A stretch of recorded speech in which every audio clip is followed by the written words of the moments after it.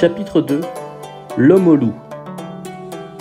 La nuit précédente, lorsque Nicolas, Val, Benarvel et Mathusalem dormaient à point fermé, Vinsart, lui, était resté éveillé. Les aventuriers avaient chacun loué une chambre individuelle pour 10 pièces d'or qu'ils paieraient le lendemain matin avant le petit déjeuner. Un prix relativement correct.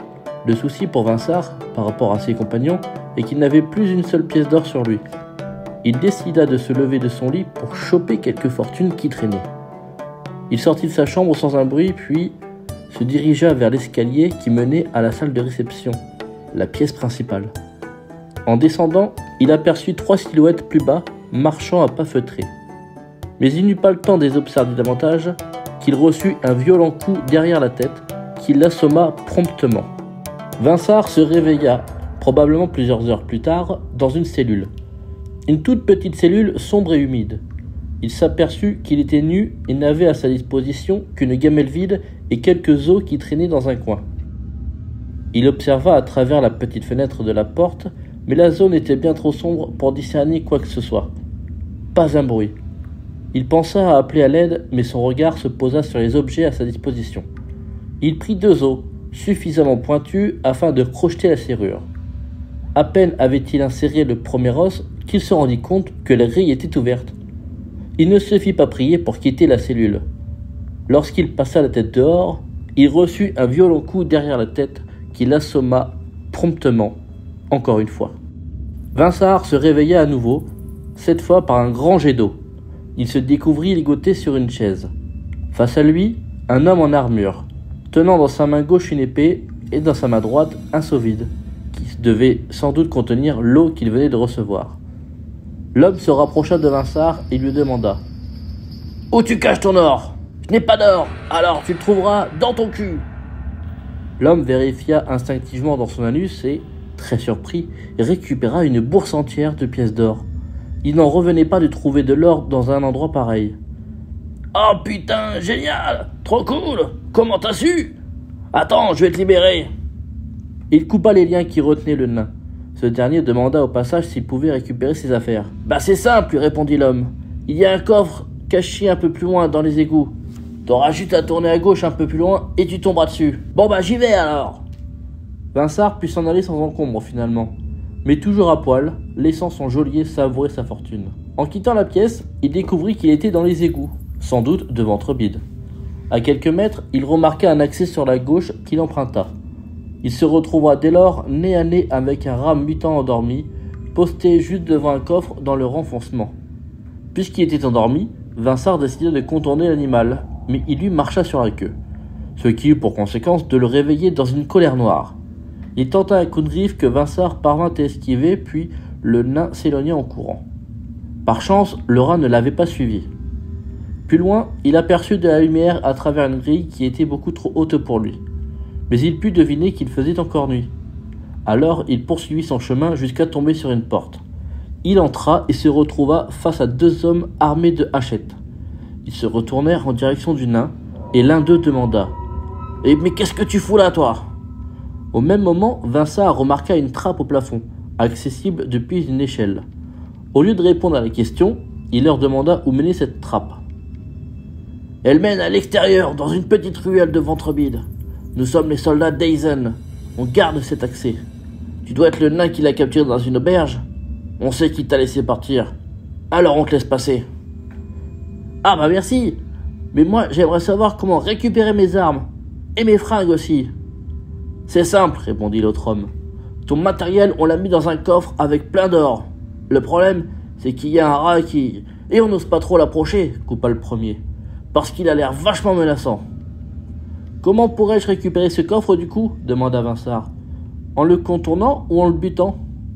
T'as qu'à le tuer avec les armes qui sont dans le coffre. Ou alors il faudrait que tu trouves quelqu'un pour y aller à ta place. Dans ce cas-là, est-ce que vous pourriez me prêter une de vos armes pour que je puisse tuer ce rat ? Je sais pas trop, parce qu'on en a besoin et... moi je te prête ma hachette. Vinsart récupéra l'arme et retourna en direction du coffre et du rat qui s'était entre-temps rendormi. Armé de sa hachette, Vinsart tenta une nouvelle fois de contourner l'animal en se disant que, s'il se réveillait encore, il aurait de quoi le combattre. Sauf qu'il y marcha une seconde fois sur la queue. Et le rat, à nouveau, se réveilla dans un excès de colère.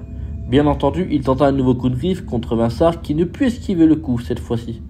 Le nain lâcha sa hachette et recula pour mieux prendre la fuite. De nouveau sans armes et sans vêtements. Il retrouva les 2 soldats d'Aizen qui n'avaient pas bougé et leur demanda s'ils n'avaient pas une autre hachette à lui céder, car il venait de perdre la première contre le rat. « Ben, moi j'en ai besoin aussi de ma hachette. Mais allez, vas-y, donne-lui. En plus, il est gentil. » Bon bah, d'accord. De nouveau équipé, Vinsart retourna auprès du rat pour la 3e fois. Cette fois, le rat était éveillé. Alors le nain resta à distance et entreprit de lui lancer la hachette. Après tout, c'était un archer hors pair, donc une hachette ne devrait pas lui poser de soucis. Sauf qu'au moment de la lancer, elle lui échappa de la main et vint se planter sur son pied droit. Il poussa un cri de douleur qui alerta le rat. Tandis que ce dernier se rapprocha pour attaquer, Vinsart se retira la hachette du pied et la lança dans la précipitation. Elle alla se loger en plein museau du rat, qui s'écroula, mort. Après avoir vérifié que la bête n'était plus un problème, il se dirigea vers le coffre, l'ouvrit pour y retrouver ses affaires, ainsi qu'une centaine de pièces d'or en prime. Comme il n'avait plus rien à faire ici, il retourna auprès des 2 soldats. Il les remercia au passage et leur rendit leur hachette avant de filer par la trappe. Une fois à l'extérieur, il se retrouva dans une petite ruelle éclairée par le crépuscule qui se dévoilait. Puis il entendit quelqu'un arriver par le même trou d'où il était sorti. Ce fut 2 autres soldats d'Aizen. Pas les mêmes qu'il avait amadoués. Cela était beaucoup plus hostile. « Hé, c'est toi qui as corrompu notre chef Aizen. On va te refaire le portrait !» Vinsart devait cette fois redoubler d'ingéniosité, s'il ne voulait pas affronter ces 2 types. Mais il avait une idée saugrenue. Il leur dit « Quoi? Vous devez me confondre avec mon cousin. On a la même tronche. » Devant l'incrédulité des 2 hommes, Vinsart poursuivit. « À chaque fois, c'est la même. C'est un branleur, il fout le bordel et c'est moi qui prends. J'en ai ras le cul, putain !» Les 2 hommes tombèrent dans le panneau. « Ah bah oui, c'est vrai. Ah, vous vous ressemblez vachement, on dirait des jumeaux. » Tandis qu'ils retournèrent dans les égouts à la recherche du cousin de Vinsart, l'archer nain quitta la ruelle pour se retrouver dans une rue plus grande où il vit un commerçant qui préparait sa boutique. Vinsart demanda ce qu'il avait à vendre. Des grappes de tomates, des navets, une courge ou encore une citrouille. Rien qui pouvait l'intéresser. Il prit congé. Tandis que le jour se levait, Vinsart rechercha l'université Chiquita afin d'y rejoindre ses compagnons.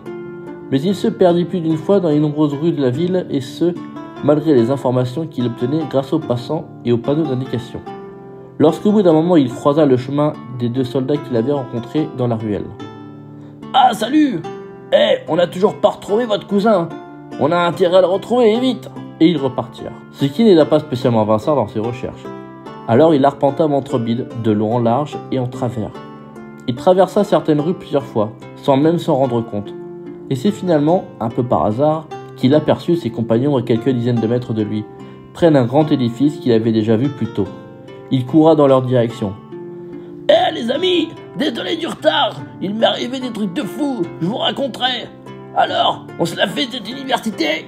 Mais t'étais passé où toi ?» l'asséna Val du Bailly. « On t'a cherché toute la journée. » Vinsart raconta ce qu'il avait vécu sans évoquer ses 2 échecs critiques face au rat. Après son récit, il fut mis au courant de l'épopée dans l'université Chiquita par ses camarades. Ainsi, il apprit qu'ils avaient réussi sans lui à récupérer le fameux grimoire et qu'ils avaient décidé de le garder car il ne faisait pas trop confiance à Macouillasse. Soudainement, une trentaine de gardes déboulèrent des rues. De l'université sortit une femme sublime, habillée d'une robe blanche sexy et d'une cape violette qui cachait en partie sa chevelure blonde. Elle tenait dans sa main droite ce qui semblait être un bâton de sorcier. Les aventuriers, à l'exception de Vinsart, la reconnurent. C'était Emmanuelle, la professeure qui s'était fait dérober le grimoire. « Où est le grimoire ?» hurla-t-elle. Val et Benarvel se tournèrent en direction de Mathusalem, possesseur du dit objet, mais le guerrier avait soudainement disparu au même titre que Nicolas Polis. Les 2 hommes avaient définitivement le don de disparaître sans laisser de traces. Face à la situation, le chevalier Val du Bailly observa ses 2 complices et eut une idée. « On ne pourra pas se battre, ça ne va pas aller. Par contre, on peut essayer de les acheter. Donc ce que je vous invite à faire, c'est que vous leur donniez votre bourse. Vous leur donnez complètement votre bourse et vos vêtements. Et comme ça, on peut repartir tranquillement. »« Et pourquoi tu ne donnerais pas ta bourse à la place ?» suggéra Ben. « Permets-moi de te dire que ton idée est totalement conne, lui répondit Val. Observant ses deux compères, Vincent regretta de ne pas connaître un sort d'envoûtement pour les contraindre tous les deux de se battre, afin de créer une diversion pour prendre la fuite comme Mathusalem et Nicolas. Ainsi, le chevalier, le mage et le nain ne purent s'opposer à leur capture. Val, Benarvel et Vinsart furent emmenés à la prison de Ventrevide. Ils se demandaient encore comment Mathusalem et Nicolas avaient pu disparaître sans que rien ni personne ne s'en aperçoive. Sur place, ils furent fouillés et leurs armes confisquées. Ils furent envoyés dans une cellule où un autre homme croupissait déjà, affalé dans un coin. Tandis qu'un garde fermait à clé, Emmanuel informa les aventuriers qu'ils seraient pendus en place publique dès demain. La magicienne quitta les lieux en compagnie des gardes, laissant les 3 voleurs réfléchir sur leur sort. Cherchant une issue, Val observa le 4e homme. Il était plutôt costaud et bourru. Il essayait de cacher sa grosse barbe avec sa cape sans succès. Il demanda à ses nouveaux compagnons de cellule ce qu'ils avaient fait de si grave pour être exécutés si rapidement. Val lui demanda « Toi, qui es-tu avant tout ?» Alors l'homme se releva, révéla son identité. Jules Lapérault.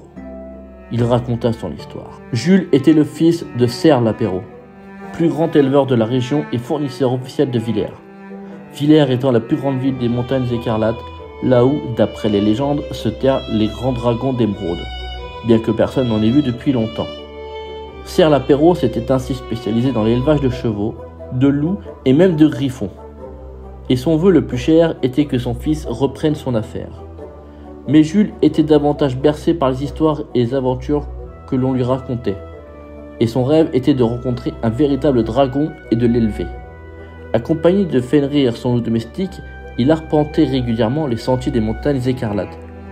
Mais malheureusement pour lui, Fenrir passait le plus quart de son temps à s'accoupler avec tout ce qui bougeait et ce qui ne bougeait pas également, jusqu'au jour où il tenta de pénétrer l'orifice anal d'un dragon.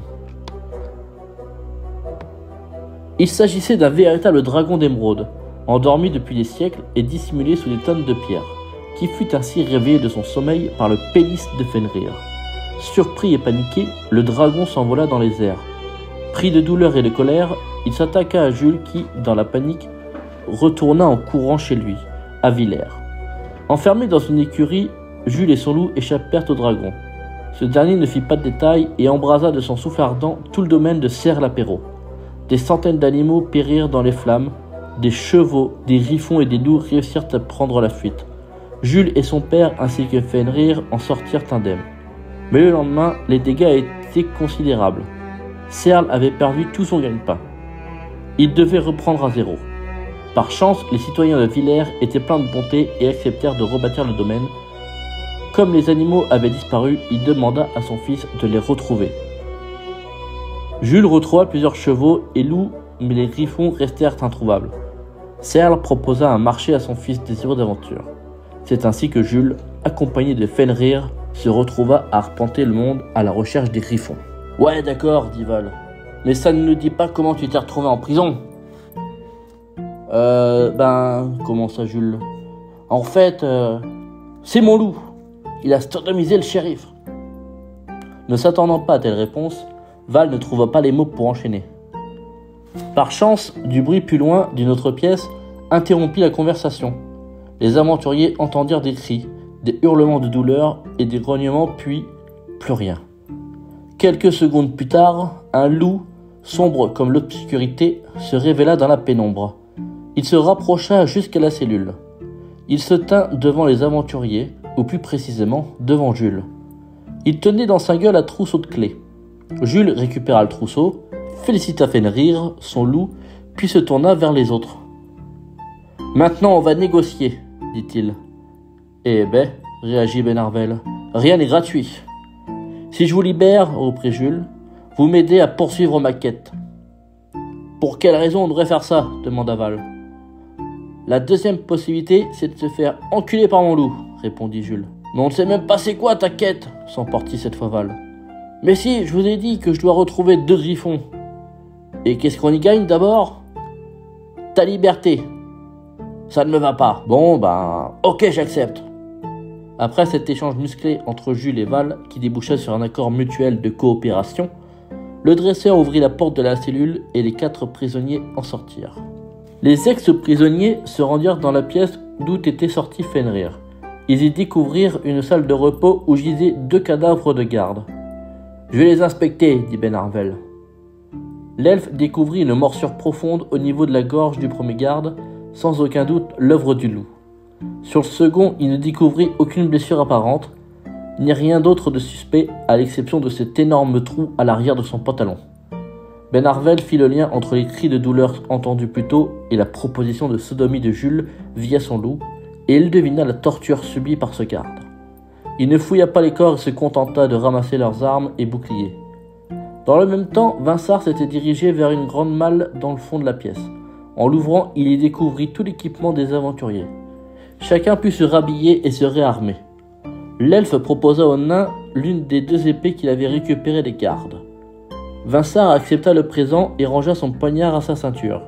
Une fois que tout le monde fut prêt à partir, ils suivirent Fenrir qui indiquait une porte sur la gauche.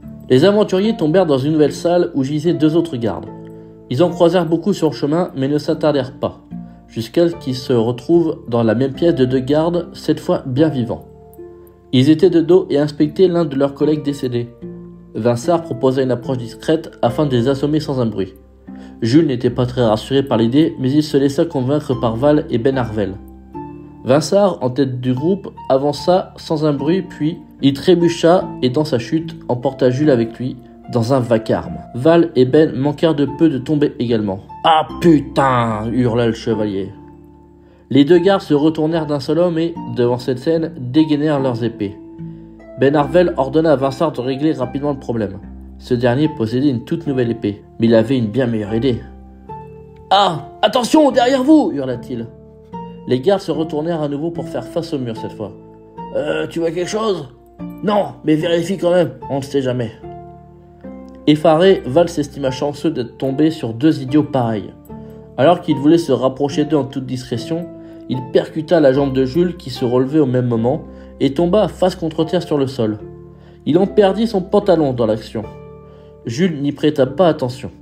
Il s'arma de sa hache et frappa d'un coup violent l'un des 2 gardes et emporta dans son élan le second. Ils s'écroulèrent sur le sol, inertes. « Ceux-là sont à moi !» déclara le dresseur.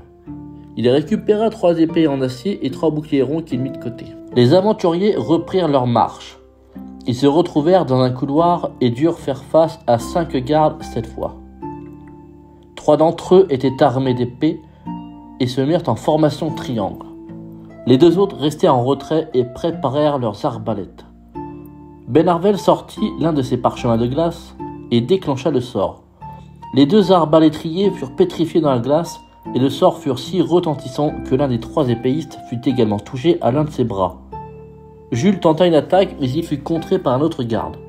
Déséquilibré, il mit un genou à terre, tandis que son adversaire allait lui donner le coup de grâce, mais Val l'interpella. « Hé, si tu veux pas que je te dise la vérité sur ta femme, va-t'en, sinon ta tête va finir dans le cul de ton pote !» Le garde, interloqué par cette étrange révélation, chercha une explication dans les yeux de son camarade. Ce dernier s'affola soudainement. « Je suis désolé, je te jure que je voulais pas, c'est elle qui m'a forcé !»« Quoi ? T'as fait quoi avec ma femme ? Je vais te tuer !» Les 2 hommes se disputèrent et s'échangèrent quelques points, tandis que le 3e tentait désespérément de les séparer avec son bras pétrifié dans la glace. Sans succès. Puis il mourra d'un seul coup, par une flèche que Vinsart venait de tirer. Les 2 gardes ne s'en aperçurent même pas tant ils étaient en pleine action. Et ils ne virent pas non plus leur mort arriver lorsque Vinsart décocha 2 nouvelles flèches dans chacune de leurs têtes. Il récupéra leurs armes, et Ben, pris d'une générosité incroyable envers son compagnon nain, lui offrit l'une des arbalètes qu'il venait de ramasser. À l'autre bout du couloir, les aventuriers atteignirent une cour extérieure. Il s'agissait de la cour d'entrée de la prison, d'où ils pouvaient voir le portail un peu plus loin, portail qui donnait dans la rue. Mais il fallait, pour l'atteindre, traverser une zone remplie d'une 20aine de gardes en formation sous le commandement d'un capitaine. Il était impossible pour les aventuriers de tous les affronter, ou de passer discrètement. Par chance, ils virent à quelques mètres d'eux une plaque d'égout. Bien que l'idée fût peu séduisante, ils se mirent d'accord pour cette option. Ils l'atteignirent sans mal, et sans être repérés. Ainsi, ils se retrouvèrent dans les souterrains de Ventreville qui étaient déjà familiers pour Vinsart. Les aventuriers se trouvèrent maintenant dans les égouts de Ventreville. Si Vinsart avait eu l'occasion de les découvrir auparavant, il ne reconnaissait pas les lieux pour autant. Ils avaient le choix de partir sur la gauche ou sur la droite. Ils choisirent la gauche. Ils arpentèrent pendant plusieurs dizaines de minutes le chemin qui ne menait nulle part, jusqu'à tomber sur un homme endormi allongé dans un carton. À côté de lui se trouvait un sandwich entamé et une coupelle contenant 3 malheureuses petites pièces d'or. L'homme semblait vivre ici. Pour ne pas perdre davantage de temps, Benarvel le réveilla afin de lui demander où se trouvait la sortie. « Qui va là ?» hurla Val, sur le ton de la plaisanterie, tandis que l'homme grommela quelques mots, visiblement pas ravi de s'y réveiller.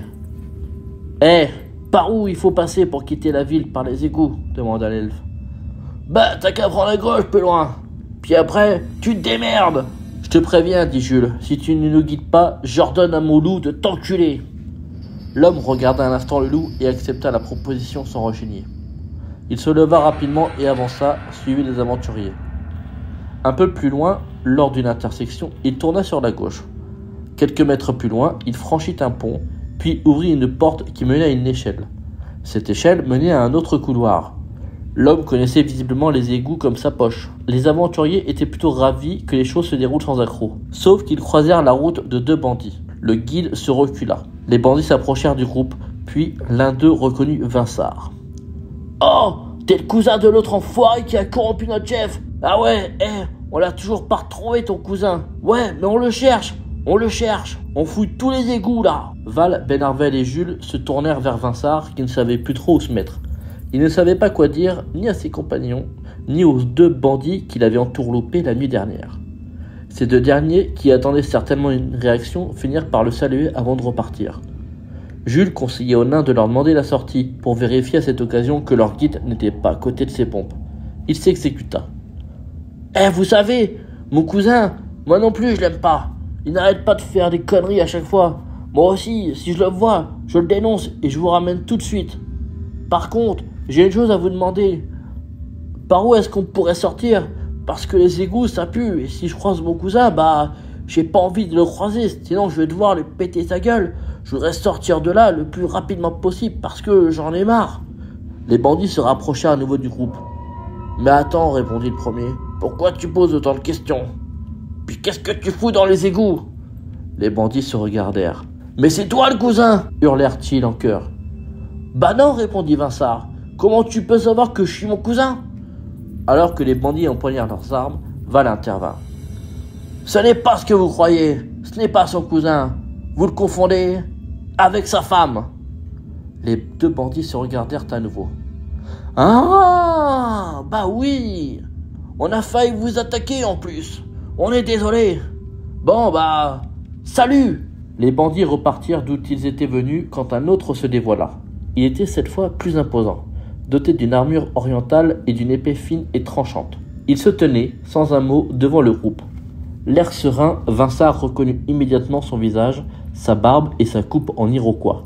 C'était Aizen, le leader des bandits, celui qu'il avait kidnappé et interrogé au sujet de son mort.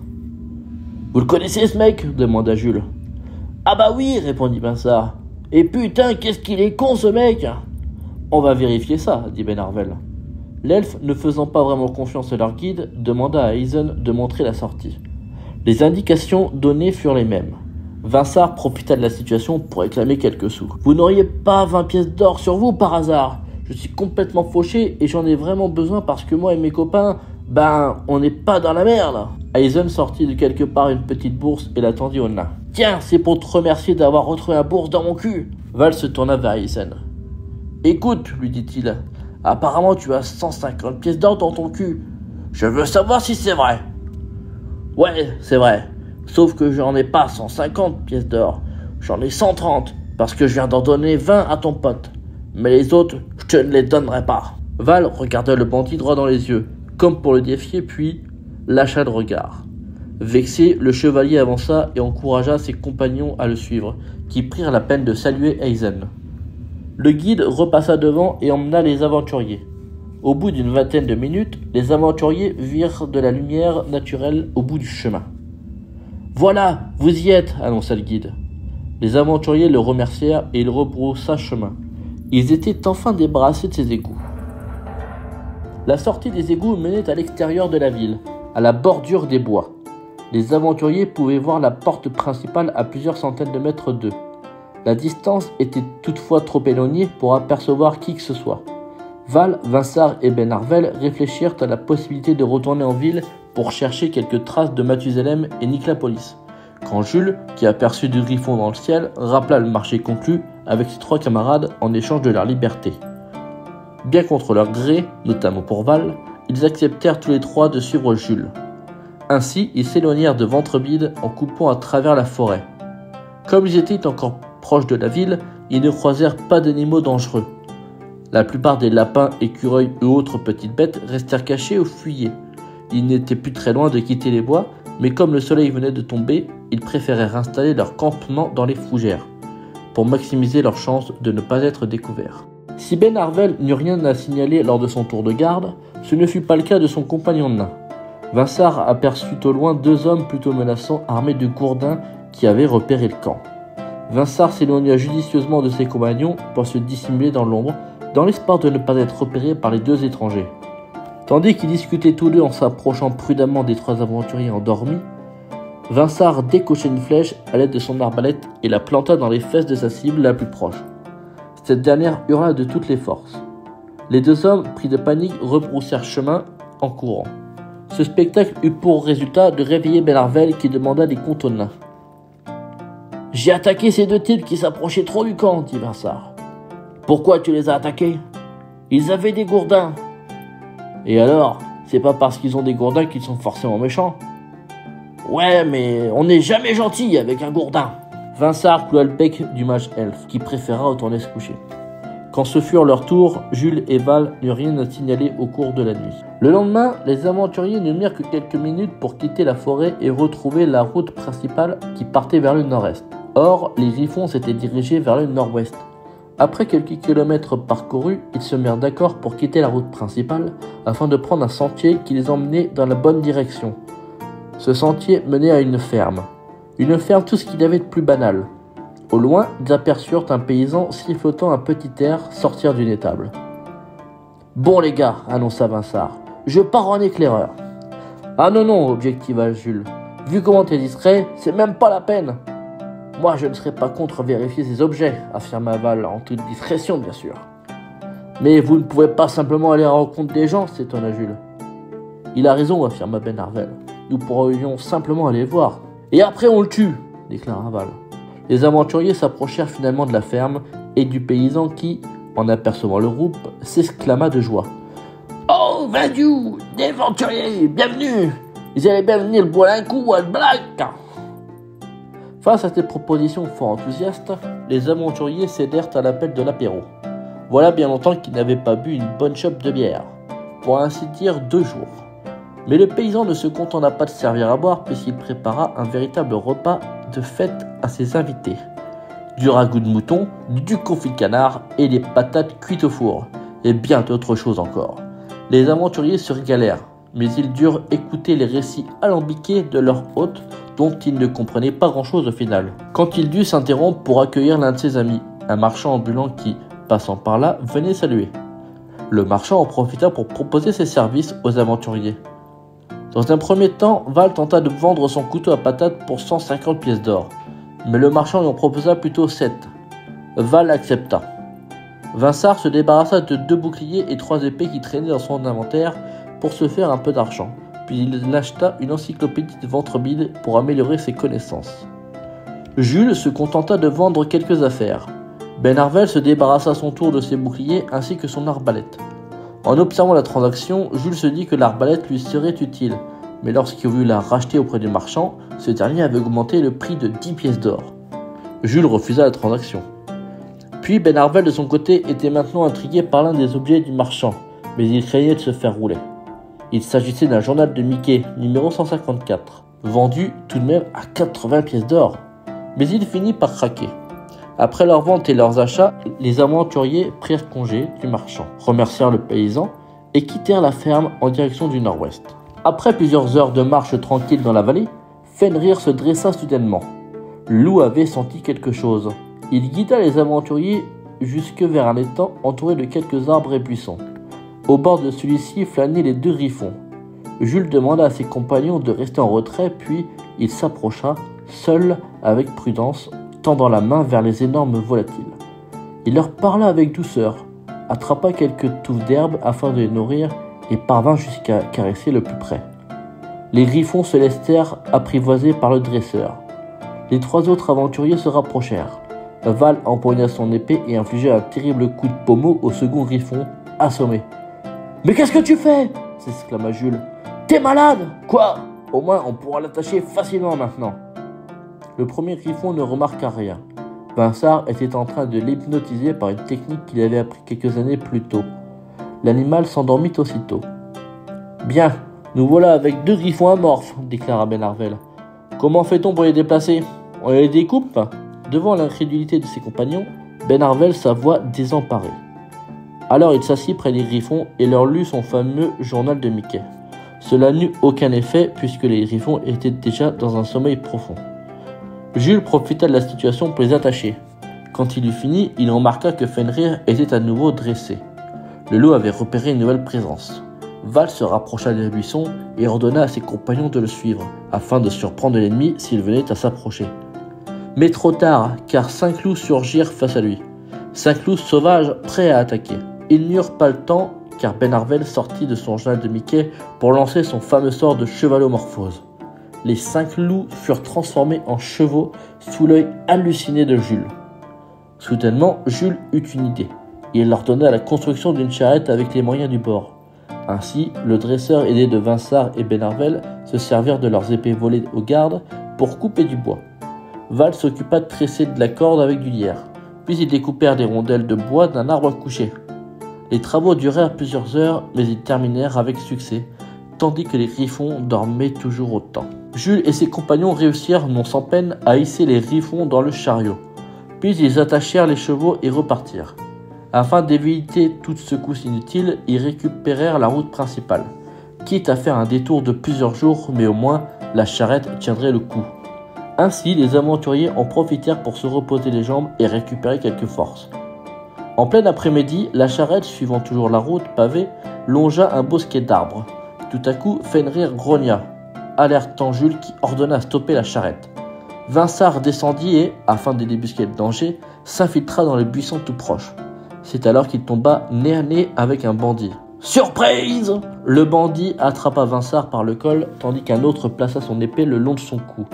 Puis ils se rapprochèrent de la charrette. « Donnez votre or ou on le trucide !» Val sauta de la charrette et empoigna son épée.